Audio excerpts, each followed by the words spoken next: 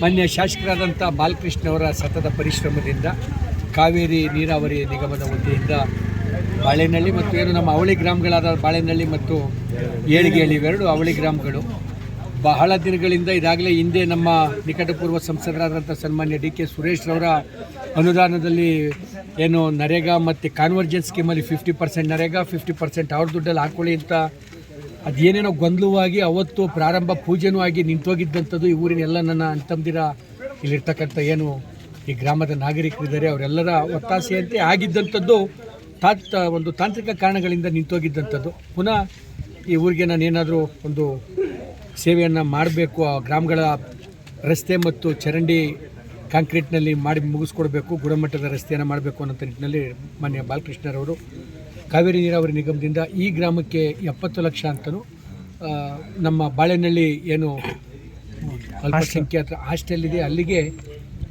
30-35 ಲಕ್ಷದಲ್ಲಿ ರಸ್ತೆ ಕಾಮಗಾರಿ ಅಂತಲೂ ಮಾಡಿರ್ತಕ್ಕಂಥದ್ದು. ಈ ಗ್ರಾಮದಲ್ಲಿ ಬಹುಶಃ ಇದಾದರೆ ರಸ್ತೆಗಳಿಗೆ ಸಂಬಂಧಪಟ್ಟದ್ದು, ಚರಂಡಿಗೆ ಸಂಬಂಧಪಟ್ಟಂಥದ್ದು ಇನ್ಯಾವುದು ಉಳಿಲಿಕ್ಕಿಲ್ಲ ಅಂತ ನನ್ನ ತಿಳುವಳಿಕೆ. ಇದು ಇವತ್ತಿಂದನೇ ಕಾಮಗಾರಿನೂ ಕೂಡ ಏನು ಮೂರ್ತಿಯವರು ಇರಬೇಕು ಇದರದ್ದು ಕಾಮಗಾರಿಗೆ ಕಾಂಟ್ರಾಕ್ಟ್ರಾಗಿ ನಮ್ಮ ಗಂಗೋನಹಳ್ಳಿ ಶ್ರೀನಿವಾಸ ಮೂರ್ತಿಯವರು. ಇಲ್ಲಿರ್ತಕ್ಕಂಥವ್ರು ಎಲ್ಲ ವಿದ್ಯಾವಂತರಿದ್ದಾರೆ, ಇಲಾಖೆಯಲ್ಲಿರೋರು ಇದ್ದಾರೆ, ನಂದೀಶ, ನಮ್ಮ ಶೇಖ್, ತಮ್ಮ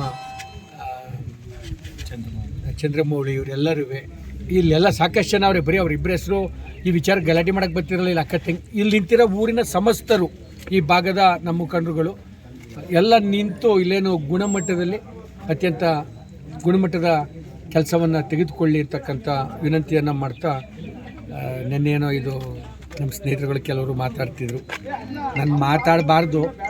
ಮಾಜಿ ಶಾಸಕರಾದಂಥ ಎ ಮಂಜೂರವರ ಹೊಣೆಗೇಡಿತನದ ಹೇಳಿಕೆಗಳು ಅದೇನ್ರಿ, ಅವರು ತಮ್ಮಾಜಿ ಚಂದ್ರೇಗೌಡ, ಕೃಷ್ಣಮೂರ್ತಿ ಅಥವಾ ಇನ್ನು ಮಿಕ್ತವರು ಇವ್ರ್ಯಾರು ಅವ್ರ್ಯಾರು ಅಂತ ಏನು ಅಧಿಕೃತ ಕಾರ್ಯಕ್ರಮ ಅಲ್ಲ. ಕೆಲಸ ಪ್ರಾರಂಭ ಆಗೋದಿನ ನಮ್ಮನ್ನ ಬರೆಯಳವರೇ ಬಂದಿರ್ತೀವಿ.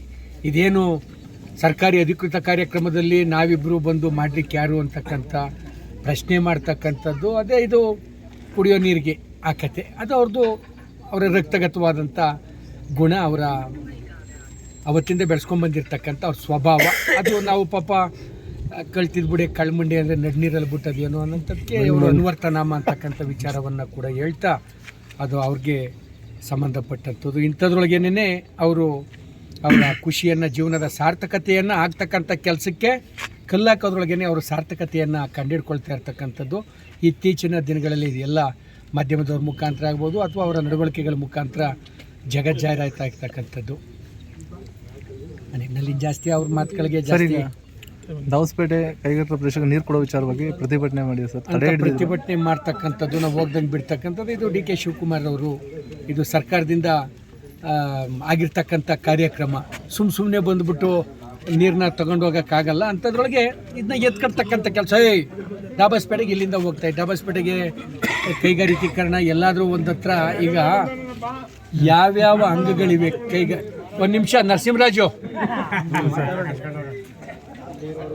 ಕೈಗಾರಿಕೆ ಒಂದು ಹತ್ರ ಆಗಬೇಕು, ವ್ಯವಸಾಯ ಒಂದು ಕಡೆ ನಡಿಬೇಕು. ಇವೆಲ್ಲ ಅಭಿವೃದ್ಧಿಗೆ ಬರೀ ಒಂದೇ ಪೂರಕವಾಗಿ ನಡೆಯೋಕ್ಕಾಗಲ್ಲ. ಅನುತನುಲು ಹೋದಾಗ್ಲೇ ಇವೆಲ್ಲ ಸಮ ಪ್ರಮಾಣದಲ್ಲಿ ಅತಿ ಹೆಚ್ಚಿನ ಕೈಗಾರಿಕಾ ಪ್ರದೇಶ ಆದರೂ ಕಷ್ಟ, ತೀರಾ ಕೃಷಿ ಪ್ರದೇಶ ಆದರೂ ಕಷ್ಟ. ಇವೆರಡು ಸಮ್ಮಿಲಿತವಾಗಿ ಸಮ ಪ್ರಮಾಣದಲ್ಲಿ ಸರಿಯಾಗಿ ಜೊತೆಗೆ ತೆಗೆದುಕೊಂಡು ಹೋಗಬೇಕಾಗಿರ್ತಕ್ಕಂಥದ್ದು. ಅದರೊಳಗೆ ಬಿಡದಿ ಇಂಡಸ್ಟ್ರಿಯಲ್ ಏರಿಯಾ ಆಗ್ಬೋದು, ಡಾಬಸ್ಪೇಟೆ ಇಂಡಸ್ಟ್ರಿಯಲ್ ಏರಿಯಾ, ಇವೆಲ್ಲ ಸರ್ಕಾರದಿಂದ ಗುರುತು ಮಾಡಿರ್ತಕ್ಕಂಥ ಇಂಡಸ್ಟ್ರಿಯಲ್ ಏರಿಯಾಗಳು. ಕರ್ನಾಟಕ ರಾಜ್ಯಕ್ಕೆ ಯಾಕೆ ಬಂಡವಾಳದ ಕೊರತೆ ಇತ್ತೀಚಿನ ದಿನಗಳಲ್ಲಿ ಆಗ್ತಾಯಿದೆ ಅಂತ ಅಂದರೆ, ಇಂಥ ಎ ಮಂಜು ಅವರಂಥ ಸ್ಥಳೀಯ ಹೊಣೆಗೇಡಿ ನಾಯಕರುಗಳು ಅಂತ ಅಂದ್ಕೊಂಡಿರ್ತಕ್ಕಂಥವ್ರ ಡೋಂಗಿಗಳ ಇಂಥ ಕಾರ್ಯಕ್ಕೆ ಕೆಲಸಕ್ಕೆ ಕಲ್ಲಾಗ್ತಕ್ಕಂಥದ್ದು, ಅಡ್ಡ ಬರ್ತಕ್ಕಂಥ ಕೆಲಸದಿಂದ ಇಲ್ಲಿಗೆ ಎರೆದು ಬರಬೇಕಾಗಿರ್ತಕ್ಕಂಥ ಬಂಡವಾಳದಾರರ ಸಂಖ್ಯೆ ಕಡಿಮೆಯಾಗಿ ಎಲ್ಲ ಆಂಧ್ರದ ಕಡೆಗೆ ಹೇಳಿ ಕೇಳಿ ಪಾಪ ಇದನ್ನ ಮೂಲಕ್ಕೆ ಹೋದರೆ ಪುನಃ ಇನ್ನು ತಮಿಳ್ನಾಡು ಆಂಧ್ರ ಅಂತಾರಲ್ಲ ಅವ್ರನ್ನ, ಹಂಗಾಗಿ ಆ ಕಡೆಗೆ ಹೋಗ್ಲಿ ಅಂತ ಮಾಡ್ತಾ ಇರ್ಬೋದು, ನನಗೆ ಗೊತ್ತಿಲ್ಲ. ಈ ನಿಟ್ಟಿನಲ್ಲಿ ಇಲ್ಲಿಂದ ನಮ್ಮ ಹೂಡಿಕೆದಾರರುಗಳು ಅಲ್ಲಿಗೆ ಬೇಕಾಗಿರ್ತಕ್ಕಂಥ ಮೂಲಭೂತ ಸೌಕರ್ಯ, ರಸ್ತೆ, ನೀರು, ವಿದ್ಯುತ್ ಸಂಪರ್ಕ ಇವೆಲ್ಲವೂ ಸರಿಯಾಗಿ ಕೊಡದೆ ಹೋದಾಗ ಸ್ಥಳೀಯ ಉದ್ಯಮಿದಾರ ಆದರೂ ಬೇರೆ ಕಡೆ ಜಾಗ ನೋಡಲಿಕ್ಕೆ ಹೊರಡ್ತಾನೆ. ತೀರಾ ಕ್ಷುಲ್ಲಕ ಮನಸ್ಥಿತಿಯನ್ನು ಬಿಟ್ಟು ಒಂಥರ ವಿಕೃತ ಆನಂದವನ್ನು ಅನುಭವಿಸೋದನ್ನ ಹೊರತುಪಡಿಸಿ ಸಮಾಜಮುಖಿಯಾಗಿ ಕೆಲಸ ಮಾಡಿ ಅಂತ ಅವ್ರಿಗೆ ಹೇಳ್ತಾ ಅವ್ರ ವಿಚಾರವನ್ನು ಅಲ್ಲಿಗೆ ನಿಲ್ಲಿಸಿ ಈ ಊರೊಂದು ಈ ಕಾಮಗಾರಿದು ವಾಟರ್ ಫಿಲ್ಟರ್ ಕೂಡ ಉದ್ಘಾಟನೆಗೂ ಕೂಡ ರೆಡಿ ಇರ್ತಕ್ಕಂಥದ್ದು. ಬಹುಶಃ ಬಾಲಕೃಷ್ಣ ಅವರು ಅವ್ರ ಕಾಲಿಗೆ ಸ್ವಲ್ಪ ಏನೋ ಪೆಟ್ಟನ್ನು ಮಾಡ್ಕೊಂಡಿರೋದ್ರಿಂದ ಅವರೇ ಒಂದು 3-4 ಗ್ರಾಮಗಳಿಗೆ ಬಾಳೆನಹಳ್ಳಿ, ಮತ್ತಿಕೆರೆ ಮತ್ತು ಬೇರೆ ಊರುಗಳ ಪೂಜೆಗೆ ಬಂದಾಗ ಅದನ್ನು ಕೂಡ ಲೋಕಾರ್ಪಣೆ ಮಾಡ್ತೀವಿ ಅನ್ನೋಂಥ ವಿಚಾರವನ್ನು ಹೇಳಿದ್ದಾರೆ. ಇಷ್ಟು ವಿಚಾರಗಳು ಸಂತೋಷ. ಇದು ಗ್ರಾಮಕ್ಕೆ ಬೇಕಾಗಿರ್ತಕ್ಕಂಥ ತಾವು ಕೂಡ ಪತ್ರಕರ್ತರು ಸಾಕ್ಷಿದಾರರಾಗ್ತಾಯಿದ್ದೀರಿ. ಕಳೆದ 10-15 ದಿನಗಳಿಂದ ಬೇರೆ ಬೇರೆ ಗ್ರಾಮಗಳಲ್ಲಿ 1 ಕೋಟಿ, 2 ಕೋಟಿ, 50 ಲಕ್ಷ ಈ ಥರದ ಕಾಮಗಾರಿಗಳು ನಡೀತಾ ಇರ್ತಕ್ಕಂಥದ್ದು, ಪ್ರಾರಂಭವಾಗಿರ್ತಕ್ಕಂಥದ್ದು. ಕೆಲವು ಕಡೆ ಇನ್ನೂ ಪ್ರಾರಂಭ ಮಾಡಿಲ್ಲ ಅಂತಕ್ಕಂಥ ಆರೋಪಗಳು ಇವೆ. ಪೂಜೆ ಆಯ್ತಿದ್ದಂಗೆ ಅದನ್ನ ಅಲ್ಲಿರ್ತಕ್ಕಂಥ MLA ಅವ್ರ ಮೂಲಕ ಸಂಬಂಧಪಟ್ಟಂಥ ಅಧಿಕಾರಿಗಳಿಗಾಗಲಿ ಅಥವಾ ಆ ಗುತ್ತಿಗೆದಾರರಿಗಾಗಲಿ ಆ ಒಂದು ಒತ್ತಡವನ್ನು ತರಿಸಿ, ಮಳೆಗಾಲ ಬೇರೆ ಪ್ರಾರಂಭ ಆಯ್ತಾರೆ ಹಿನ್ನೆಲೆಯಲ್ಲಿ ಒಂದು 15 ದಿನ, ಒಂದು ತಿಂಗಳು ಒಳಗಾಗಿ, 2ನೇ ತಿಂಗಳು ಒಳಗಾಗಿ ಕಾಮಗಾರಿಗಳು ಯಾವ ಪ್ರಾರಂಭವಾಗಿವೆ ಅವೆಲ್ಲವೂ ಲೋಕಾರ್ಪಣೆಗೆ ಸಿದ್ಧವಾಗಬೇಕು ಅಂತಕ್ಕಂಥ ಸೂಚನೆಯನ್ನು ಅಧಿಕಾರಿಗಳಿಗೆ ಶಾಸಕರ ಮುಖಾಂತರ ನೀಡಿಸಿ ಆ ಕೆಲಸವನ್ನು ಗುಣಮಟ್ಟದಲ್ಲಿ ತೊಗೊಳ್ತೀವಿ ಅನ್ನೋಂಥ ವಿಚಾರ. ಒಟ್ಟು 23 ಕೋಟಿಯನ್ನು ಈ ಪಂಚಾಯತಿಗೆ ಮಂಜೂರಾಗಿದೆ. 23-24 ಕೋಟಿಗಳು ಅಷ್ಟನ್ನ. ನಿನ್ನೆ ದಿನ ತಾವು ಮಾನ್ಗಲ್ಗೂ ಬಂದಾಗಲೂ ಕೂಡ ಈ ವಿಚಾರವನ್ನು ತಾವು ತಮ್ಮ ಜೊತೆ ಹಂಚ್ಕೊಳ್ತಾ ಇದ್ದೋ.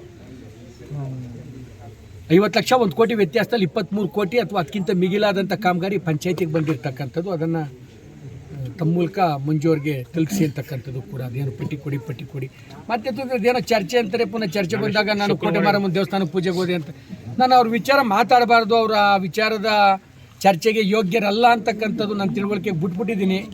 ಇದು ನೋಡಿ, ಹಿಂಗೆ ಹೇಳಿದಾಗ ಪುನಃ ಬೇಕೋ ಬೇಡವೋ ಅವ್ರ ಹೆಸರು ನಮ್ಮ ಮಧ್ಯೆ ಕೇಳ್ಕೊಳ್ಳೇಬೇಕಾಯ್ತದೆ. ಇಲ್ಲಿ ಚಕ್ರವಾಗಿ ಚರ್ಚೆ ಕರೆಯೋದು, ನಾನು ಕೋಟೆ ಮಾರಮ್ಮನ ಪೂಜೆ ಮಾಡೋದು. ಏನು ನೀನು ಏನು ಪಾಣಿಪಟ್ಟು ಯುದ್ಧ ಮಾಡೋಕ್ಕೆ ಹೋಗೋ ನನಗೆ, ಅಥವಾ 3ನೇ ಟಿಪ್ಪು ಸುಲ್ತಾನು ಹೈದರಾಲಿ ಅವ್ರ ಜೊತೆಗೆ ಈತನೂ ಒಬ್ಬ ಏನೋ ಇಲ್ಲಿಂದ ಸ್ಥಳೀಯ ಪಾಳೆಗಾರನಾಗ ಹೋಗೋ ನನಗೆ ನೀನು ನಾನು ಪೂಜೆ ಮಾಡ್ಸಂದ ಅಂತ ಓದಿ ಅವಾಗ ಬಂದು ಹಿಡ್ಕೊಂಬಿಟ್ರು.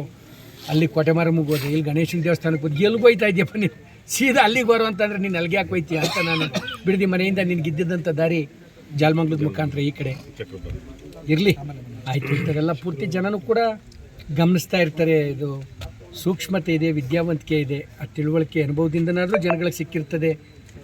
ನಿಜವಾಗಿ ಯಾರು ಸ್ವಲ್ಪ ಅಭಿನಯ ಮಾಡ್ತಾ ಇರೋರು ಯಾರು ಅಂತಕ್ಕಂಥದ್ದು. ಇಷ್ಟು ವಿಚಾರ ಸರ್. ಧನ್ಯವಾದಗಳು. ಕಾಲಾವಧಿ ಸರ್, ಇದು ಎಷ್ಟು ದಿವಸ ಮುಗಿಸ್ಬೋದು? ಮೂರ್ತಿ ನಮ್ಮ ಮಾಜಿ ಸಂಸದರಾದಂಥ ಅವರ ಇದರಲ್ಲಿ ಒಂದು ಆದರ್ಶ ಗ್ರಾಮ ಅಂತ ಯೋಜನೆಯಲ್ಲಿ ಏಳ್ಗಳ್ಳಿ ಕಾಲೋನಿ ಮತ್ತು ನಾಗಬಾವಿದೊಡ್ಡಿ ಗ್ರಾಮದಲ್ಲಿ ಸುಮಾರು 50 ಲಕ್ಷ ರೂಪಾಯಿದು ಗ್ರಾಂಟ್ ಹಾಕಿದ್ವಿ. ಅದು ಕನ್ವರ್ಜೆನ್ಸಿ ಮಾಡಿ ಅದ್ರ ಮೂಲಕ ಮಾಡಬೇಕು ಅಂತ ಒಂದು ಪ್ರಯತ್ನ ಮಾಡ್ತೀವಿ. ಆ ಕನ್ವರ್ಜೆನ್ಸಿಲಿ ನರೇಗಾಗೂ ಮತ್ತು ಇದಕ್ಕೂ ಮಾಡೋಕ್ಕಾಗೋದಿಲ್ಲ ಅಂತ ಅದು ಸ್ಟಾಪ್ ಆಗಿತ್ತು. ನಮ್ಮ ನಾಯಕರಾದಂಥ ಬಾಲಣ್ಣರ ಶ್ರಮದಿಂದ ಇವತ್ತು 1 ಕೋಟಿಯನ್ನು ಅನುದಾನವನ್ನು ತಂದು ಈ ಗ್ರಾಮಕ್ಕೆ ಸಂಪೂರ್ಣವಾಗಿ ಕಾಂಕ್ರೀಟ್ ಕಾಮಗಾರಿಗಳನ್ನ ಮಾಡಿಸ್ತೀವಿ. Thank you sir. Thank you.